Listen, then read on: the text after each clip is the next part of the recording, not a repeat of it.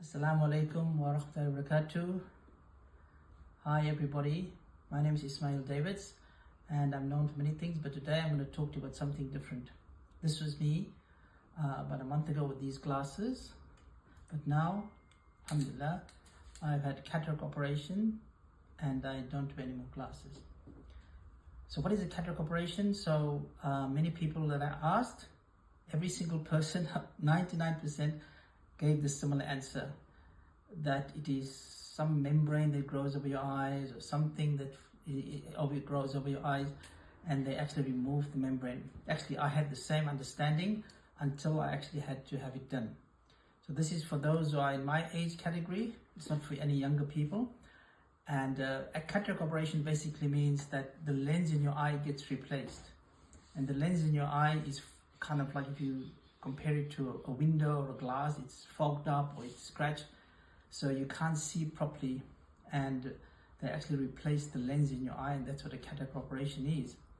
So before I had mine done, I was doing some research to see what are the implications, what I need to do after, but strangely enough there wasn't much information about what are the things I would need after the operation, even though there's a lot of things from the doctor, there's YouTube videos, but specifically things I was looking for I couldn't find. So I thought I'll share my journey with you.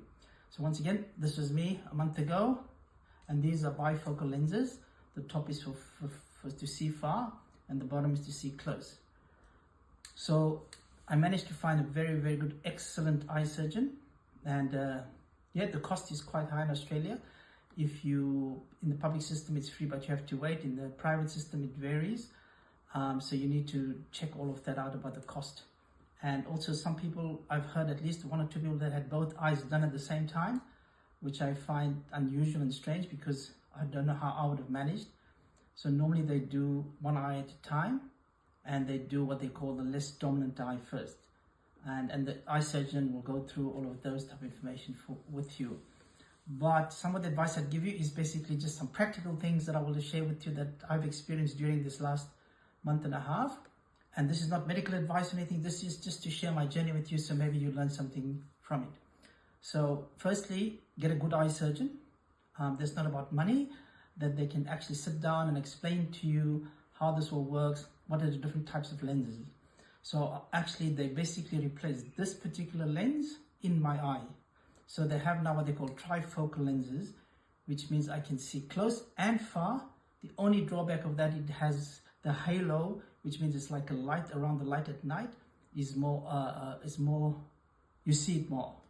You can actually have one of three lenses. One, the lens can be, you can see close, which means you still need glasses to see far, or you can see far and you still need glasses to see close. And those two lenses, if you have one of those two lenses, there's not much halo effect as far as I understand. But the one that I've chose was what do you call it? Yeah, a lens that has got both options, to see near and to see far. And I've spoken to some people, they basically said, they didn't know what to choose, and they said, I think it'd be nice to see far, but you forget that most of the time you actually have to look up close. So I have two friends who've chosen the far lens. Now they still need glasses to see close, to use their computer or read something close by.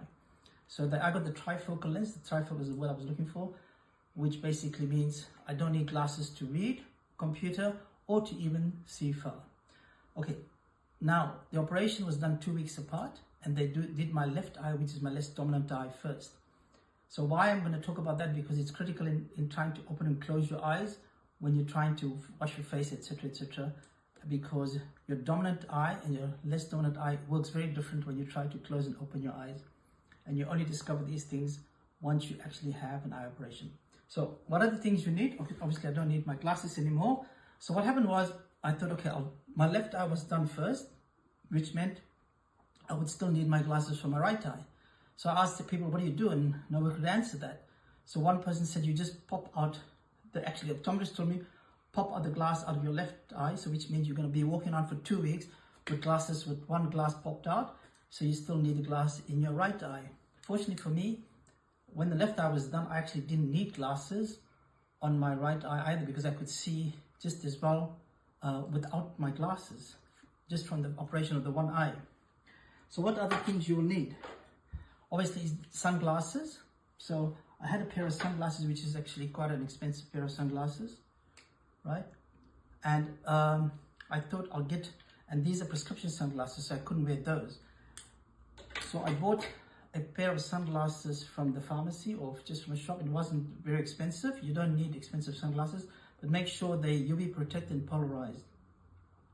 And also try to get the ones that actually cover the side of your eye, and I'll explain that later. So you see on the side here, it's kind of covered, whereas the normal sunglasses, you still have a big opening here on the side of your eye. So first thing you'll need, sunnies. The second thing you try and get is, these are called eye shields, all right? So they're not glasses or anything, they just protect your eyes. As you can see, they protect your eyes. So I use these to protect myself from dust. And this is one of the things you protect yourself from after the operation is dust. So these protect the dust. Now, what else you need? You need to learn how to throw eye drops in your eyes. If you don't know how to do that, it's not easy if you're not used to that. Then they will give you, one other thing is, they'll give you a piece of paper, or they should give you a piece of paper that shows you the different times you need to put the eye drops in. So at least this allows you to keep track of when you put the eye drops in. It is very critical that the eye drop things are done properly as per your doctor. Now, the most important thing you need to do during after your operations, you're not supposed to let water into your right eye, or into your eye, operated eye, for a week. So some of them say you can't actually shower or let water in. So it's very, very hard I'm talking now from a male perspective, and people with short hair. So one other thing is to advise is to probably have a haircut, so your hair's shorter, it's easier to manage. Now for the sisters or the ladies who have long hair, probably obviously a different scenario, but so this is what I did. This is how I showered. I used the shower cap, right? So let's, for argument's sake, say now my left eye needs to be covered. I had my operation in my left eye, and I need the shower cap, and you need this is a microfiber cloth. It's very, very soft and light. So the key thing is also not to let things go into your eyes. So you can't put cotton wool or glasses with cotton or anything behind it, because things might go in your eyes. These microfiber cloths doesn't have anything that comes loose on it, right? So what I did was to shower is basically, to start with, you basically put this on and you cover your eye like this. The eye that's been operated on, as you can see, this eye is quite closed. So now you can actually wash yourself without the water going into your eye. But you also need this cloth. So when you take it off, after you've done that, you take this off and you just keep your eye closed with this. Don't press on your eye, just keep it there because it's quite soft. Now you need to use one hand, lean your head backwards to put shampoo, and then rinse it off, and then whatever you need to do. The key is to make sure there's no water goes in this eye, all right? So as I said, when you're doing your less dominant eye, it's easy because you can open the other eye and it's not a drama, all of that. So when you finish, you can dry this off, and then you dry yourself and you make your eyes are open. Most of the time when you need to close this eye, it's not a problem, you just close it and do that. So when you get to your dominant eye, this is when it gets a bit harder. You can do the same, so you put this on, put it this way, right? Shower, wash your body. Now when you want to try to take this off, the funny thing is when your dominant eye, when you're trying to open your eyes, your dominant eye tries to open. So you need to be very careful. So what you do is you keep both eyes closed, take that off, and then just slowly put this onto your eye, dry your eye, make sure your eye stays closed, and now you open your left eye or your less dominant eye, because if you try to open this eye, and it just seems, for me anyway, both eyes open all the time. So I keep that, dry myself, tap that down, and then I'm kind of done. So that's how to shower and wash your hair. So this way you don't have to stay without washing your hair for a whole week. So it doesn't work for everybody, but this is just for you to see how I've done it. One other thing, now I'm walking around with sunnies and with these glasses. So where do you keep them? So when I go outside, I need to wear the sunglasses. When I'm walking around the house with dusty places, I put these on just to protect my eyes.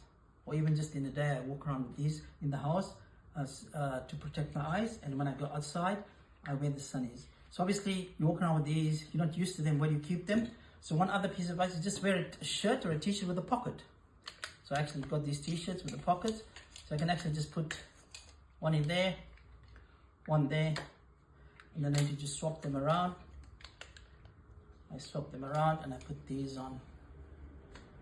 So it seems quite complicated, but the funny thing is I could not find any of this help information on YouTube anyway. It might be there, but I just couldn't find it. So I hope this is a benefit to you. And one last thing for those Muslims who are watching this, that obviously we pray and we make sujood, we put our head on the ground. So for 1 week, you're not supposed to put your head or put your head below your waist because of the weight of your body and the pressure that goes onto your eye. So which means for 1 week, you will not be able to make sujood going down on the ground. So you will need to learn how to make salah in a chair. Then you can appreciate the beauty of going sujood, and you can appreciate the use of chairs in the masjid. So those are the couple of things. So firstly, make sure you've got all the sunnies, the eye protectors, the cloth, the hair shower cap, pocket chest t-shirt or shirt or vest. Yeah, and then just learn all the other things, and then learn how to put the eye drops in. One last piece of advice, I've found that if I put the eye drops into the fridge, when I use it, it actually has a nice cooling effect as well as giving me relief from the eyes. I hope you benefited from this, and thank you very much for listening.